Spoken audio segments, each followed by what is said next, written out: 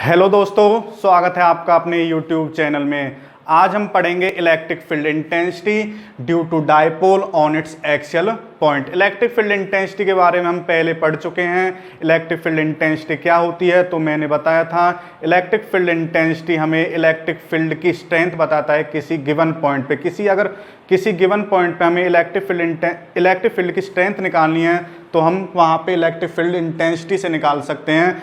तो हम अब क्या निकालेंगे, इलेक्ट्रिक फील्ड इंटेंसिटी का मतलब कन्फर्म है इलेक्ट्रिक फील्ड की स्ट्रेंथ। तो हमें इलेक्ट्रिक फील्ड की स्ट्रेंथ निकालनी है due to dipole on its axial point. एक डायपोल की वजह से। अब डायपोल क्या होता है, प्रीवियस क्लास में हमने पढ़ा था -q एंड +q चार्ज। इसका मतलब है equal and opposite charge separated by small distance 2a is called electric dipole. ये हम कर चुके हैं लास्ट क्लास में।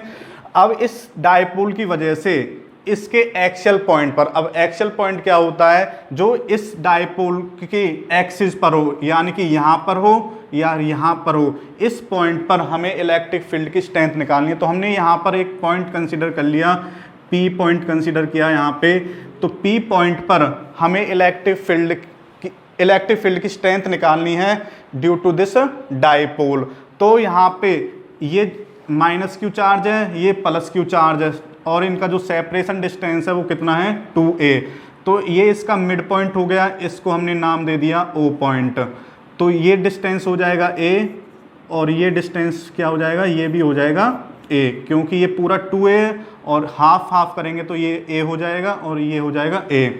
अब जिस P पॉइंट पर हमें निकालना है तो सेंटर से और P पॉइंट तक का डिस्टेंस हमने मान लिया r। क्लियर, ये पॉइंट हमने मान लिया A और ये पॉइंट मान लिया हमने B। अब यहाँ पे देखो, अब E1, अब हमें इलेक्ट्रिक फील्ड इंटेंसिटी निकालनी है एट पॉइंट P पर। तो वो -q चार्ज के कारण भी होगी और +q के कारण भी होगी। तो -q चार्ज के कारण हमने इलेक्ट्रिक फील्ड इंटेंसिटी मान ली E1। तो E1 यहाँ पे क्या है, E1 is the electric field intensity due to charge -q charge की वजह से P पॉइंट पर इलेक्ट्रिक फील्ड की जो स्ट्रेंथ रहेगी वो E1 है। तो वो कितनी रहेगी, तो E का फॉर्मूला हमें पता है, E इक्वल टू होता है 1/4πε0 Q/r²। तो E1 इक्वल टू हो जाएगा 1/4πε0 Q/। अब जो r² है, r क्या कौन सा डिस्टेंस होता है, जिस पॉइंट से हम निकाल रहे हैं और जिस पॉइंट पर हम निकाल रहे हैं, यानी कि किस पॉइंट से निकाल रहे हैं हम, A पॉइंट से, और किस पॉइंट पर निकाल रहे हैं, P पॉइंट पर। तो AP इसको यहाँ से मिला लेंगे तो AP का जो डिस्टेंस है, तो AP का डिस्टेंस क्या होगा, यहाँ पे r होगा। तो यहाँ पे लिख देंगे AP का स्क्वायर।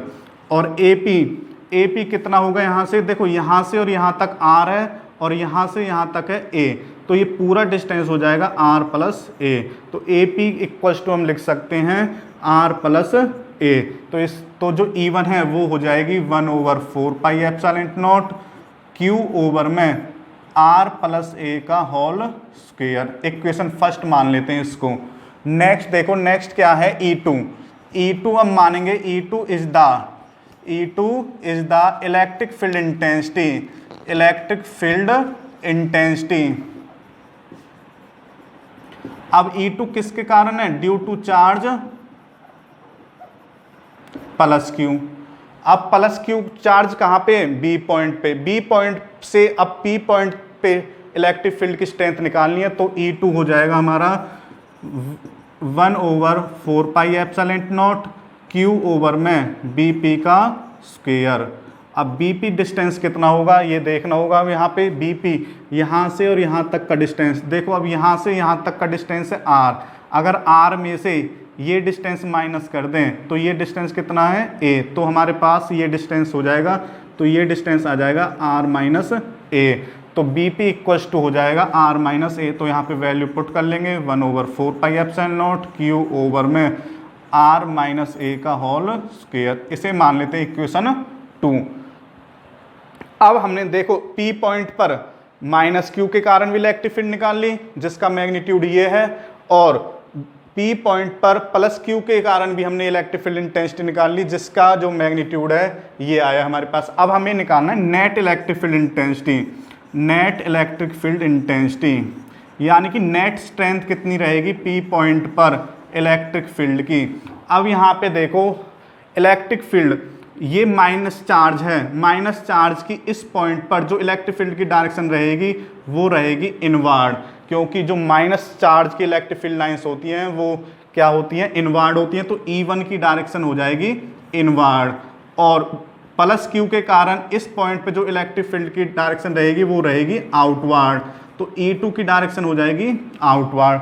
अब यहाँ पे डायरेक्शन देखो एक बार और देख लो, यहाँ पे माइनस Q के कारण निकाल रहे हैं इस पॉइंट पे, तो माइनस Q की इलेक्ट्रिक फील्ड की डायरेक्शन होती है इनवर्ड, तो E1 की डायरेक्शन हो जाएगी अंदर की तरफ, और प्लस Q के कारण होती है आउटवर्ड, तो इस P पॉइंट पर प्लस Q के कारण हो जाएंगी आउटवर्ड। अब यहाँ पे हमें दिख रहा है जो E1 और E2 हैं उनकी जो डायरेक्शन है वो अपोजिट है, बट जो इनका जो मैग्नीट्यूड है वो सेम नहीं है।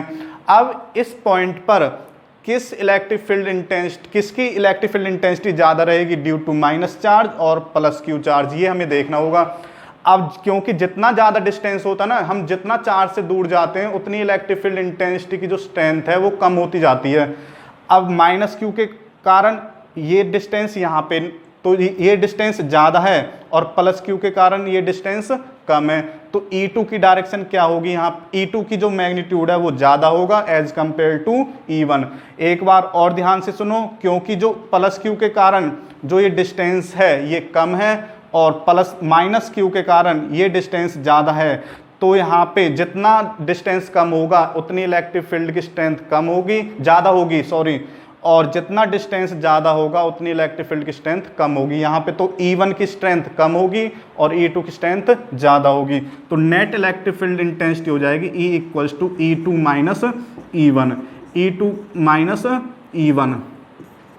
अब E2 देखो, E2 ये हमारे पास और E1 ये है, तो दोनों में अगर कॉमन देखें तो Q ओवर 4πε0 कॉमन आ रहा है, तो यहाँ से Q ओवर 4πε0 हमने कॉमन ले लिया, तो E2 फिर यहाँ पे ये बचेगा 1 ओवर में R माइनस ए का होल स्क्वायर माइनस 1 ओवर में R प्लस ए का होल स्क्वायर।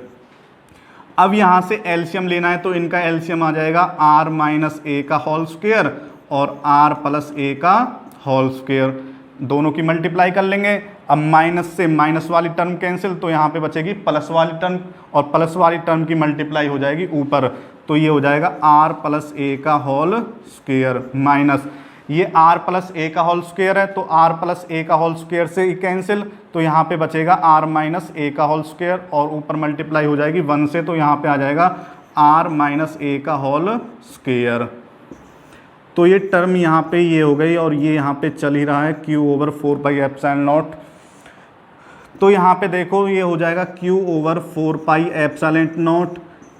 अब यहाँ पे अगर इन्हें ओपन करेंगे तो ये a प्लस बी का होल स्क्वायर, ये खुलेगा, क्या हो जाएगा a square plus B square plus में 2ab यानी कि 2ra, और ये है a माइनस बी का होल स्क्वायर, तो ये होगा a square plus B square minus 2ab, but जो ब्रैकेट, ये ब्रैकेट में ब्रैकेट के आगे माइनस साइन है, तो ब्रैकेट के अंदर जितने भी साइन है वो चेंज हो जाएंगे, तो यहाँ पे आ जाएगा minus R square minus A square और प्लस 2ra ओवर। अब यहाँ पे देखो, अभी इन स्क्वायर को भूल जाओ, तो ये हो जाएगा a माइनस बी और a प्लस बी, तो इनका फॉर्मूला होता है a square minus B square, a minus B और a प्लस बी का फॉर्मूला होता है a square minus B square, और इनका स्क्वायर है तो यहाँ पे भी हम स्क्वायर कर देंगे, तो ये इनका जो रिजल्ट आ जाएगा वो ये आ जाएगा R square minus A square का होल स्क्वायर।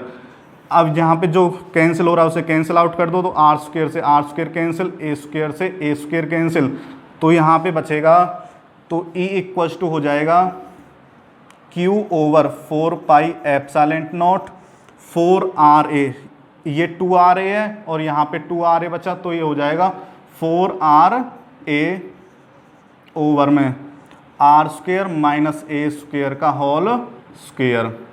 अब 4ra को हम लिख सकते हैं 2a इंटू में 2r लिख सकते हैं, कोई प्रॉब्लम नहीं है, तो यहाँ पे लिख लो Q ओवर 4πε0, 4ra को लिख लिया हमने 2a इंटू में 2r over R square minus A square का होल स्क्वायर।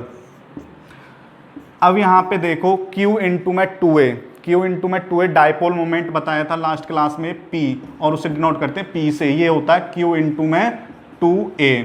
तो Q इंटू में 2A की जगह हम लिख सकते हैं P, तो ये हो जाएगा 1/4 pi epsilon naught P into 2R over R square minus A square का होल स्क्वेयर। तो E का जो फॉर्मूला है ये आ गया 1/4 pi epsilon naught P into 2R over R square minus A square का होल स्क्वेयर। अब यहाँ पे हम केस फर्स्ट स्टडी करेंगे। केस फर्स्ट क्या है? केस पढ़ेंगे when R is greater than A। जब R बहुत ज़्यादा हो किससे? A से। A क्या है यहाँ पे? ये डिस्टेंस है A, तो और R क्या है? डिस्टेंस है O से P पॉइंट तक का। अब इसका मतलब है R ग्रेटर देन A का मतलब क्या है? जब इस चार्ज को, जब इस पॉइंट को हम बहुत दूर रख दें इस डायपोल से, तो ये तो स्मॉल डिस्टेंस ही होता है, तो एज कंपेयर टू, तो ये जो R है ये बहुत ज़्यादा हो जाएगा क्योंकि इसको हमने P पॉइंट को हमने बहुत दूर रख दिया। तो A को हम उस केस में क्या कर देंगे? नेगलेक्ट कर देंगे। तो इस केस में A को नेगलेक्ट कर देंगे तो ये हो जाएगा E equals to 1/4 pi epsilon naught P into में 2R ओवर, और ये R square minus A square को तो हमने नेगलेक्ट कर दिया तो इसको मान लेंगे 0। तो आर स्क्वेयर का स्क्वेयर कितना हो जाएगा? R की 4, और एक R से एक R कैंसिल, तो ये बन जाएगा E equals to 1/4 pi epsilon naught 2P over R cube.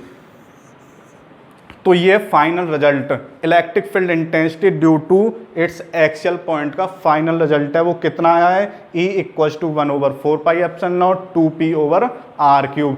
आगे की वीडियो में हम जानेंगे electric field intensity due to equatorial point भी पढ़ेंगे और एट एनी पॉइंट भी पढ़ेंगे। उसके लिए आपको इंतजार करना पड़ेगा। धन्यवाद।